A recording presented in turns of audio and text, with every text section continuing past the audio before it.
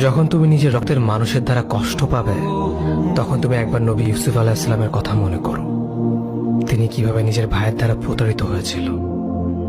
যখন তোমার বাবা মা না বুঝেই তোমার বিরুদ্ধাচরণ করে, তখন নবী ইব্রাহিম আলাইহিস সালামের কথা মনে করো। তার বাবা তাকে আগুনে নিক্ষেপ করায় ভূমিকা রেখেছিল। যখন তুমি সমস্যা থেকে পরিত্রাণের জন্য কোনো পথ পাবে না, তখন ইউনুস আলাইহিস সালামের কথা ভেবো। তিনি কতটা সময় তিমি মাছের পেটে আটকা পড়েছিল। যখন তোমার নামে কেউ মিথ্যা অপবাদ ছড়িয়ে দেবে, তখন মা আয়েশা রাদিয়াল্লাহু আনহার কথা মনে করো।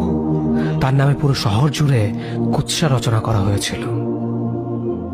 যখন তুমি অসুস্থ ব্যথার যন্ত্রণায় কাতরাতে থাকো, তখন নবী আইয়ুব আলাইহিস সালামের কথা ভেবো। তিনি ভয়ঙ্কর এক ভাইরাসজনিত রোগে আক্রান্ত হয়ে তোমার থেকে বেশি কষ্ট পেয়েছিল।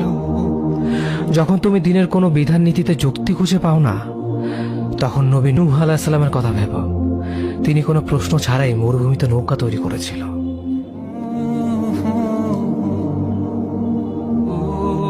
যখন তুমি আত্মীয়স্বজন, পরিবার, বন্ধু বান্ধবের কাছে হাসির পাত্রে পরিণত হও, তখন তুমি শেষ নবী হযরত মুহাম্মদ সাল্লাল্লাহু আলাইহি ওয়াসাল্লামের কথা ভেবো। রাসূল সাল্লাল্লাহু আলাইহি ওয়াসাল্লাম বলেছিলেন, সবচেয়ে বড় পরীক্ষা দিয়েই সব থেকে বড় পুরস্কার আসে। যখন আল্লাহ কাউকে ভালোবাসেন, তখন তাকে পরীক্ষা করেন, এবং যে এই পরীক্ষাগুলো মেনে নেয়, সে আল্লাহর সন্তুষ্টি অর্জন করে। আর যে অভিযোগ করে, সে তার ক্রোধের পাত্র হয়। হে আল্লাহ, তোমার কথা মনে করা, তোমার প্রতি কৃতজ্ঞ হওয়ার এবং তোমার ইবাদত করার তৌফিক আমাদের দান করো। আমিন। যেভাবে তুমি সন্তুষ্ট হও, সেভাবেই আমাদের পরিচালিত করো।